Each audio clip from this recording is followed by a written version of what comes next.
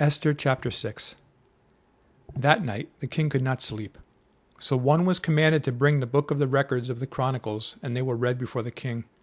And it was found written that Mordecai had told of Bigthana and Teresh, two of the king's eunuchs, the doorkeepers who had sought to lay hands on King Ahasuerus. Then the king said, "What honor or dignity has been bestowed on Mordecai for this?"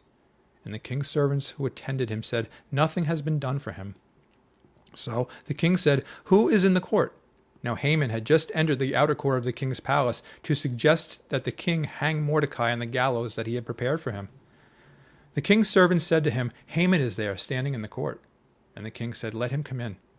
So Haman came in, and the king asked him, "What shall be done for the man whom the king delights to honor?" Now Haman thought in his heart, "Whom would the king delight to honor more than me?" And Haman answered the king, "For the man whom the king delights to honor, let a royal robe be brought which the king has worn, and a horse on which the king has ridden, which has a royal crest placed on its head. Then let this robe and horse be delivered to the hand of one of the king's most noble princes, that he may array the man whom the king delights to honor.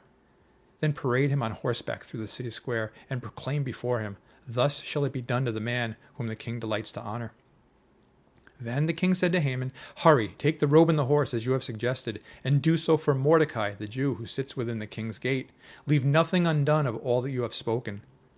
So Haman took the robe and the horse, arrayed Mordecai, and led him on horseback through the city square, and proclaimed before him, "Thus shall it be done to the man whom the king delights to honor."